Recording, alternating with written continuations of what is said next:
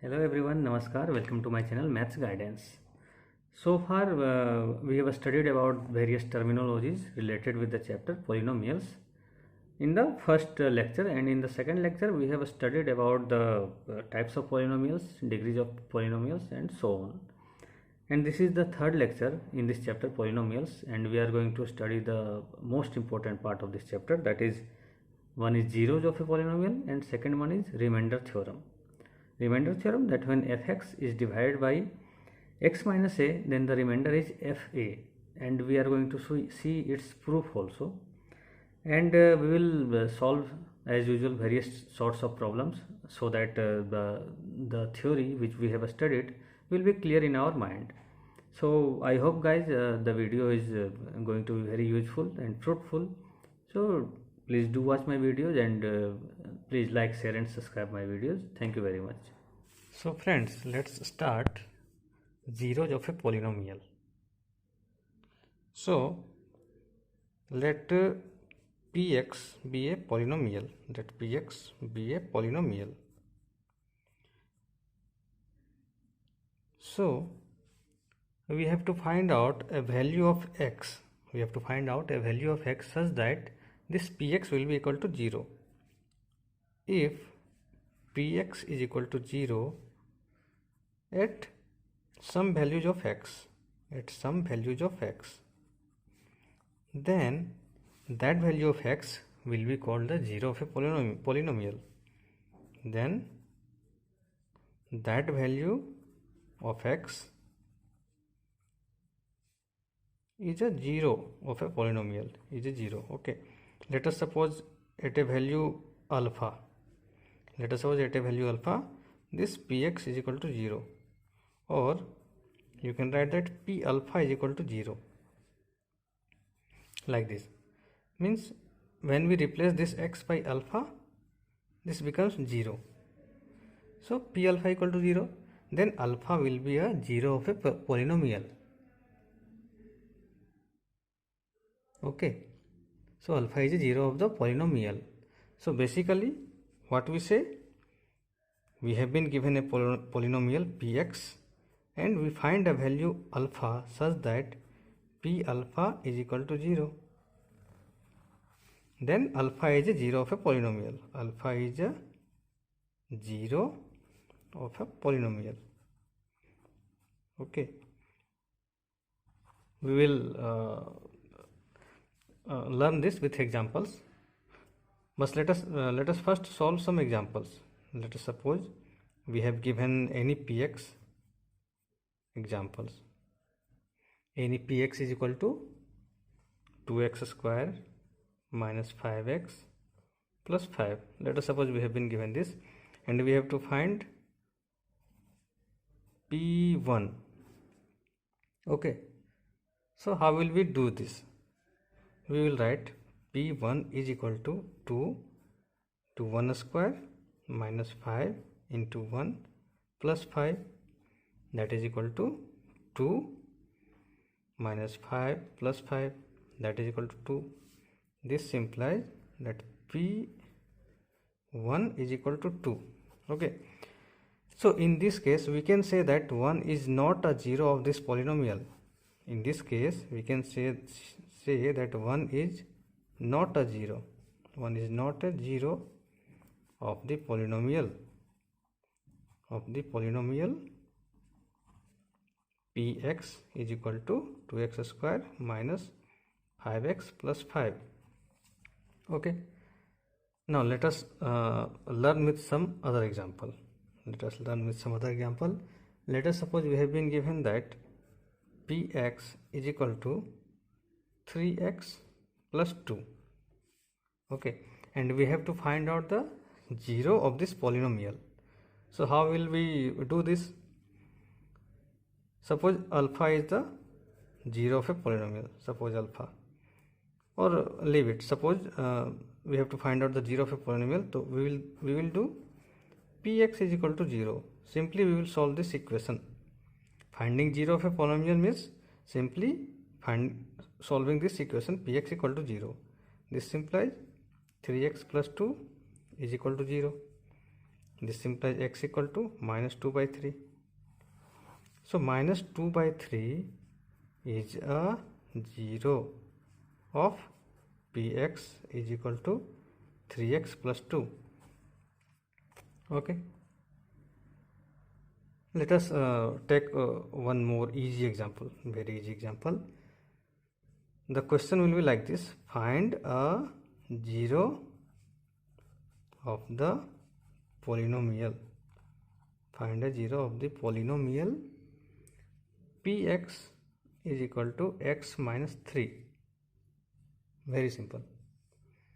So finding the 0 means we will have to make this equation equal to 0. Px equal to 0. This implies x minus 3 equal to 0, and this implies x equal to 3. So 3 is a 0 of the polynomial. 3 is a 0 of the polynomial px equal to x minus 3. Px equal to x minus 3. Okay. Now suppose, let's take one more example.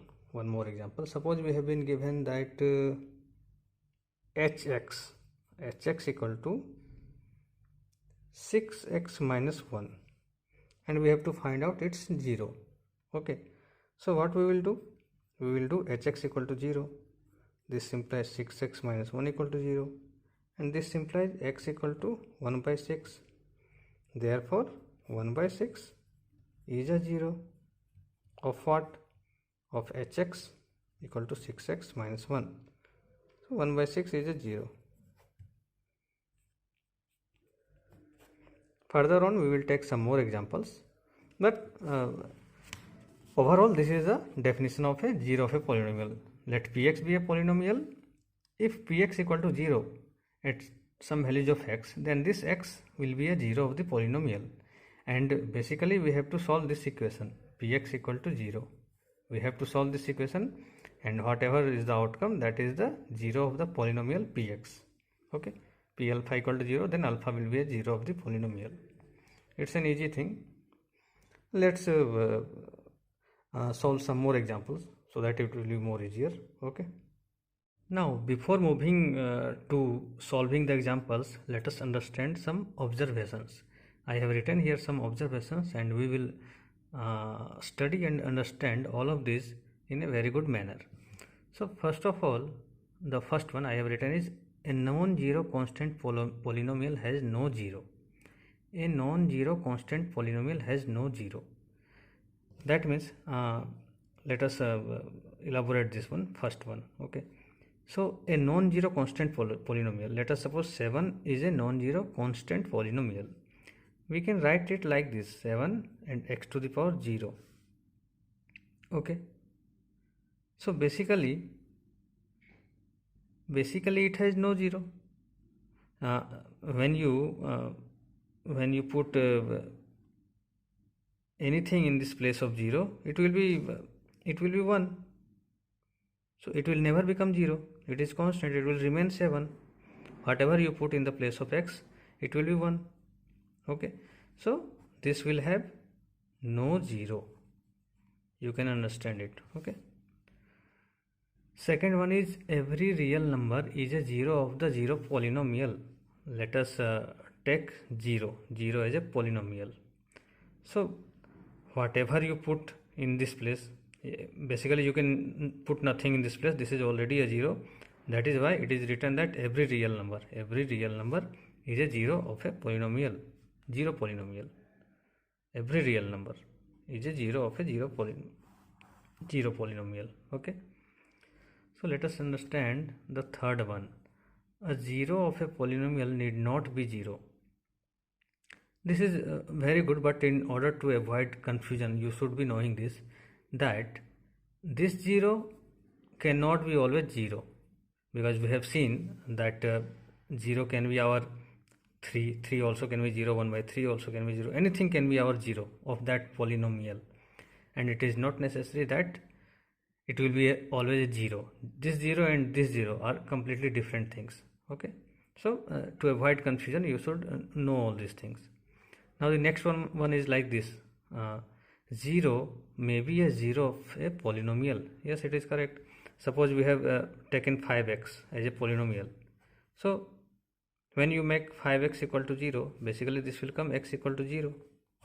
So this 0 can be or may be a 0 of any polynomial. So this is quite understood.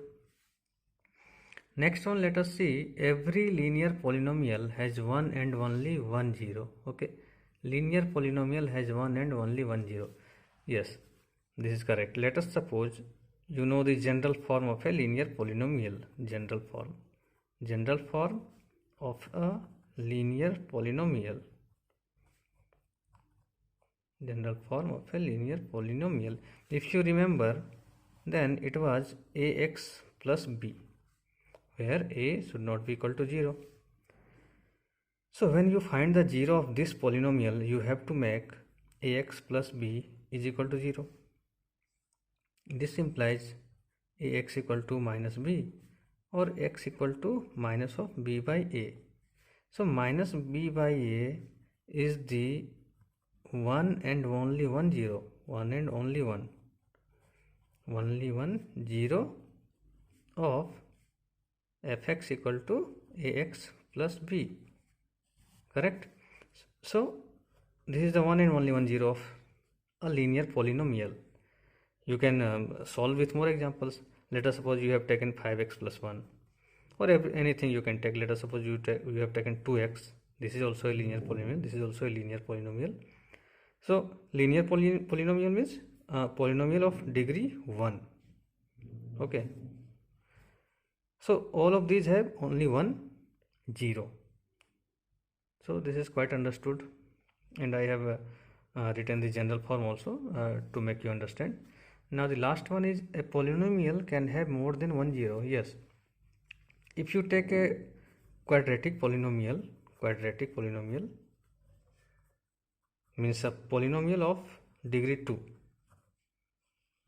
Suppose anything you can take, x square plus 5x. Let us suppose you have taken this one. So for finding the 0 of this polynomial, you have to make x square plus 5x equal to 0. And how will you do this? You will take x as common, then x plus 5 equal to 0. So either this is 0 or this is 0. So either x equal to 0 or x plus 5 equal to 0. This implies x equal to 0 or x equal to minus 5. So basically 0 and minus 5 are the zeros of the polynomial x square plus 5x. Okay, so a quadratic polynomial will have two zeros. That is why it is written here that a polynomial can have more than one 0. Okay, linear polynomial will have one and only one 0, but quadratic will have two 0. And similarly, if you go higher degrees, you will find more and more zeros. Okay, so zeros of a polynomial, one more thing, zeros of a polynomial or roots of an equation. Zeros of a polynomial or roots of an equation. Both are actually same. This polynomial, when you make px equal to 0, so this will be the roots of this equation. Both zeros and roots of the equation are same. Basically you are solving this equation when you are finding 0 and you are finding the roots of this equation. Okay, so these are very good observations, and you must learn these things with examples, and you have to remember these things. These are very good examples. Okay, so let's move on to now some questions and solutions. So friends, I have taken these questions, total 8 number of questions. Let us solve this one by one and understand the things. So question is like this: verify that the statements given below are correct or not. Okay, so the first one is 4 is a 0 of the polynomial px equal to x minus 4. Okay, let's solve one by one. The question is 4 is a 0 of the polynomial px equal to x minus 4. We have been given that px equal to x minus 4, and if you want to find out the 0, then we have to do px equal to 0. This implies x minus 4 equal to 0. This implies x equal to 4. So 4 is a 0. Clearly 4 is a 0. So the first one will be a true statement. First one will be, here we writing true statement. Okay. Now let's move to second one. 2 by 5 is a 0 of the polynomial px equal to 2 minus 5x. Let us do it directly. Px equal to 0, then we will have 2 minus 5x equal to 0. This implies 2 equal to 5x. When we take this side, this implies x equal to 2 by 5. And in the question we have 2 by 5 is a 0. Yes, it is a 0. So this is also a true statement. Okay. Number 3 was 0 and 3 are the zeros of px equal to x square minus 3x. Px equal to x square minus 3x. So when we make px equal to 0, then x square minus 3x equal to 0. This implies we take common, x common, then x minus 3 equal to 0. This implies either x equal to 0 or x equal to 3. From this one you will get 3. X minus 3 equal to 0, so x equal to 3. So 0 and 3 both are the zeros of the polynomial. So this is also a true statement. Okay. So let's see fourth question. Minus 1 by 2 is a 0 of py equal to 2y plus 1.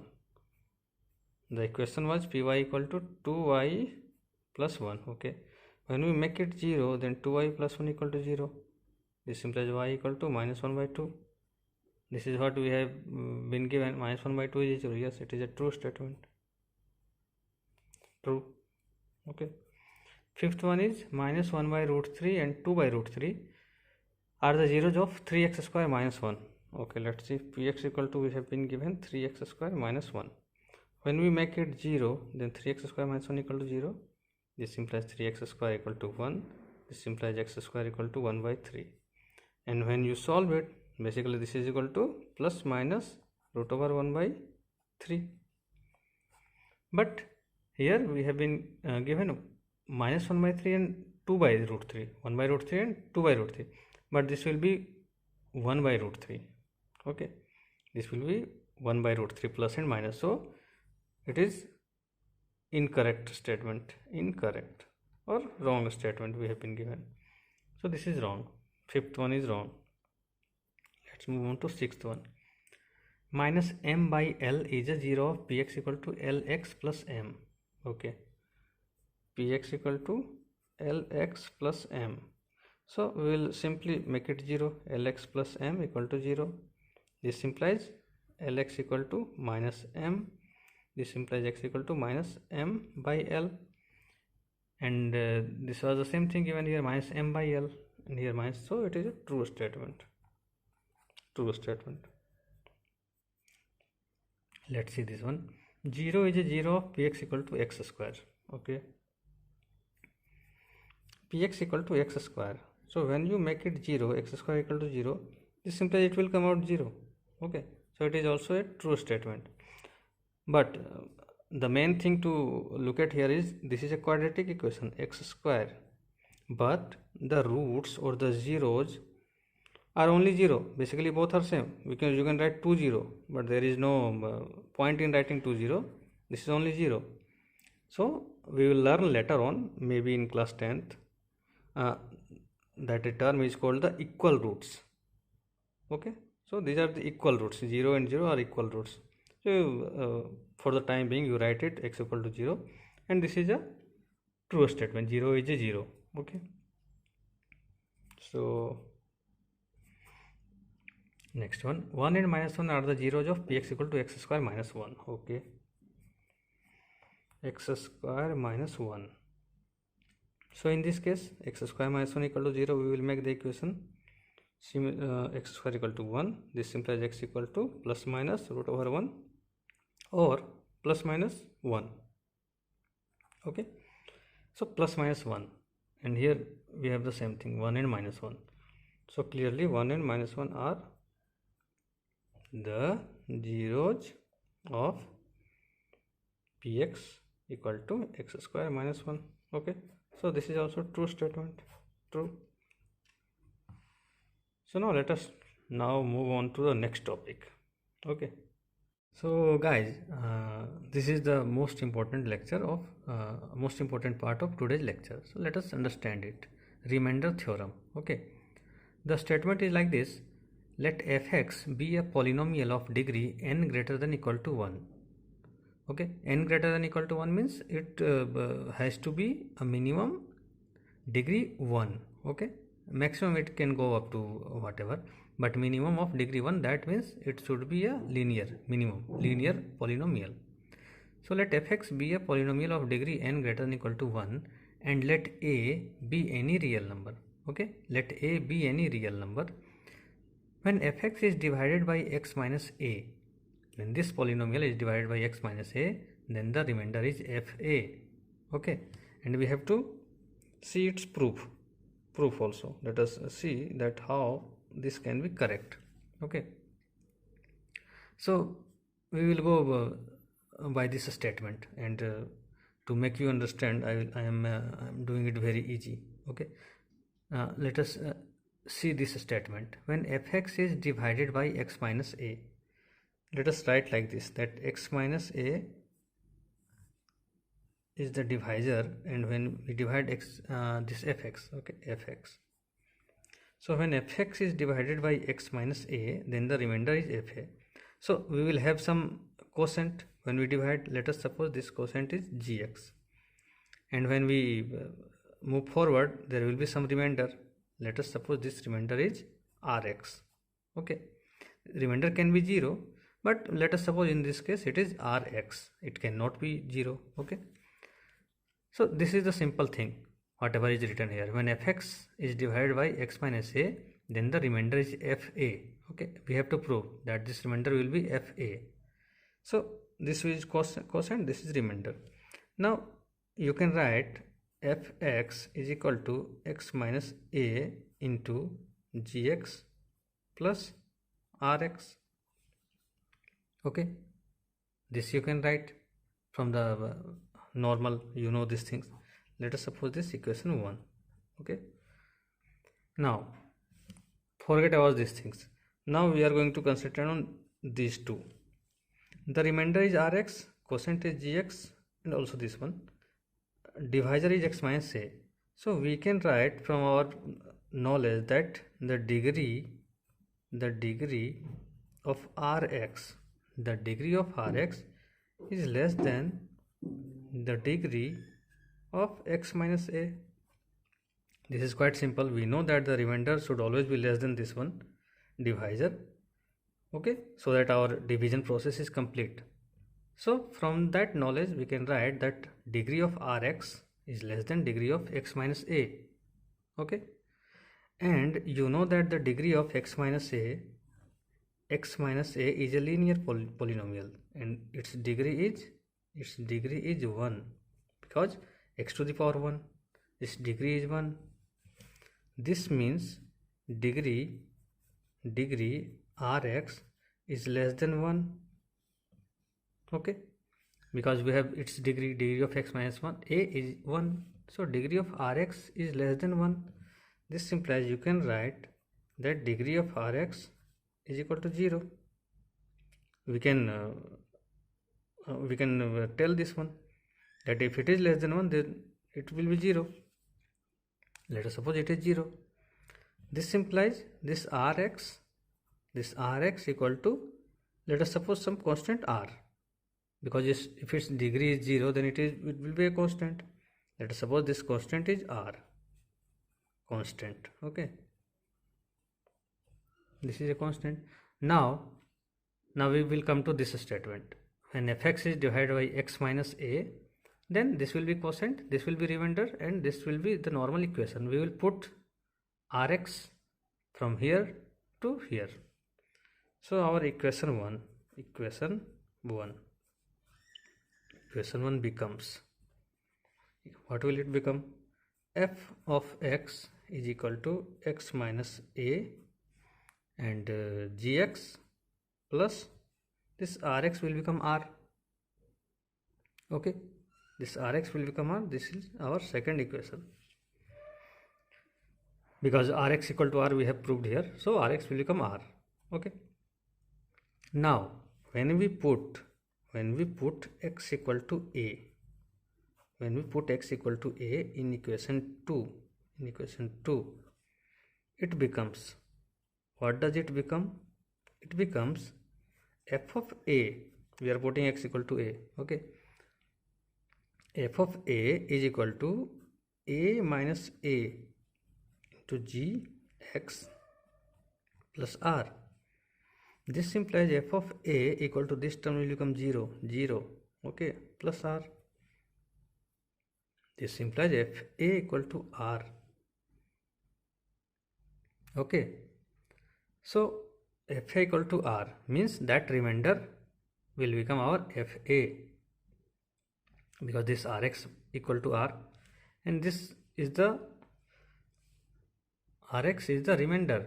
And what we have said in the statement, when fx is divided by x minus A, then the remainder is fa. Our remainder was R, so we can say that fa is the remainder. Fa is the remainder when fx is divided by x minus A. So it has been proved. Okay. Now let us move on to some questions. This topic has some interesting questions and we will see the proof. I think you may have understood. Let's now move forward.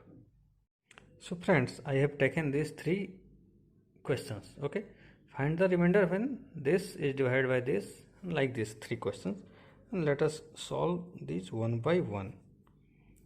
And I have taken 3 types of this divisor. Okay, so first of all, you remember what was our remainder theorem. It was like when fx is divided by x minus A. Let us suppose this is fx. When fx is divided by x minus A, then the remainder will be f of A. So basically you have to find what is our A. The way to find out A is make first of all x minus 6 equal to 0. When you make this 0, you can get whatever the value of A. So here x equal to 6. So f of 6 will be the remainder. F of 6 is the remainder. F of A is the remainder. Okay. So now you directly put 6 in this value, this polynomial. F of 6 is the remainder. So f of 6 is equal to,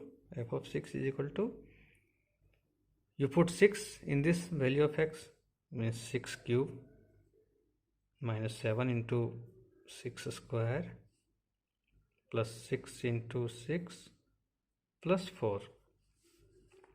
That will be equal to 6 cube equal to 36 multiplied by 6, maybe 216, yes, 216 minus 36 multiplied by 7,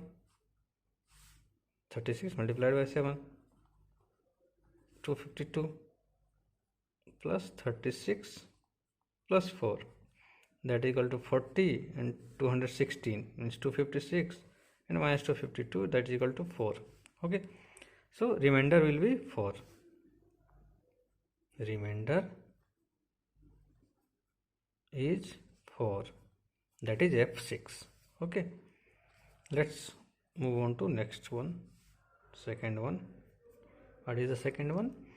This is divided by 3x plus 2. So first of all, what will we do? 3x plus 2 is equal to 0. Okay, so in this way we will get x equal to minus 2 by 3. You bring this 2 here, then x equal to minus 2 by 3, and you have to find out f of minus 2 by 3. So simply we put minus 2 by 3 in place of this x. That will be equal to 12 minus 2 by 3 power cube, then minus 13 minus 2 by 3 power 2, then minus 5, here minus 2 by 3, then plus 7. Okay, now we have to simplify this one. So this will be 12 multiplied by minus 8 by 27 minus 13, and this will be 4 by 9. This will be minus minus plus 10 by 3. This will be 7. Okay, so now it will be, let us simplify. 3 4 ja 12, 3 9 ja 27. So minus 32 by 9 minus 52 by 9 plus 10 by 3 plus 7. Now you convert these things also in denominator of 9, so it will be easier for us. Minus 52 by 9 plus multiply numerator and denominator by 3, so 30 by 9 it will come, plus multiply numerator by 9, so 63 by 9. That will be equal to 63 plus 30, 93.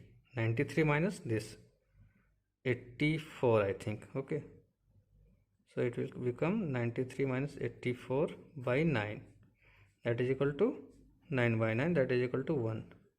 So 1 is the remainder. 1 is the remainder, that is answer. Just we have to simplify this one. So now let us move on to third one. What is the third one? This is divided by x minus a. X minus a, we have to make x minus a equal to 0. This implies x equal to a. So we have to find f of a. We will put it here, x cube minus ax square minus plus 2x minus a. Let us write the equation here. It was x cube minus ax square, x cube minus ax square plus 2x minus a. Okay, now f of a equal to a cube minus a, then a square plus 2a minus a. Okay, that will be a cube minus a cube plus 2a minus a, that will be a. Therefore a is the remainder. So basically this was given to confuse the students, that everywhere this is a, and the remainder is also a is the remainder. So nothing to confuse here. We have the remainder theorem and we will use that one. So we have seen 3 questions of remainder theorem. Now let us take one more interesting question, interesting type of question this topic has. Then we will finish this topic. Okay. So friends, I have taken this question. The polynomials this and this, when divided by x minus 4, leave the same remainder. Find the value of a. Okay, so let us solve this one. So we have been given 2 polynomials.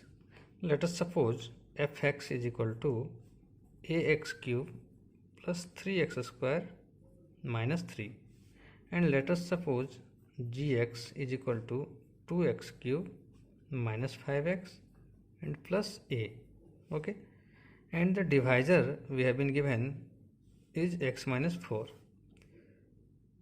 and the remainder will be same. Leave the same remainder, so the remainder will be same. So first of all, let us find out what is the value of this x minus a. X minus 4 equal to 0. This implies x equal to 4. So basically the remainder will be f4 or g4 both. So we have to find out f4 and g4. Remainders in this case, remainder in this case. So for fx, let us suppose we have to find out the remainder f of 4.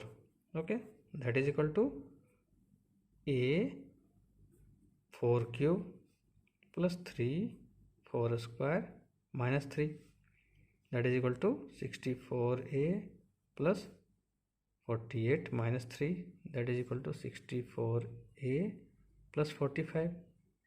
Let us write it equation a. This is our remainder for fx. Okay, now for gx, the remainder will be same, g4. Okay, that is equal to, we will put here 4 in place of x, so 2 4 cube minus 5 into 4 plus a, that will be equal to 64 to 128 and minus 20 plus a, that is equal to 108 plus a, and let us suppose it is equation 2. Now we have been given in the question that the polynomials when divided by this leave the same remainder. Find the value of a. So the remainders are this and this, and now we need to equalize this because in the question we have been given these are same. So let us equalize 64a plus 45 is equal to 108 plus a. You can write here as the remainders are same. As the remainders are same as per question. So we simply need to solve this one. So bring this one here. 64a minus a is equal to 108 minus 45. This implies 63a is equal to 63. This implies a is equal to 1. So find the value of a. This will be our answer. The value of a will be 1. Okay. So with this question, let us close this topic. We will see in the next lecture the next topic. Okay. So friends, in this lecture we have seen the zeros of a polynomial and the remainder theorem. Its proof we have done in a very simple way so as to make you understand the proof of remainder theorem and what is the remainder in this case, and we have solved lots of questions to make you understand. So I think this part is completed, and from the next lecture we will see the factor theorem, and I hope you are liking the video. If you are liking the video, then please like, share and subscribe my channel. Thank you very much.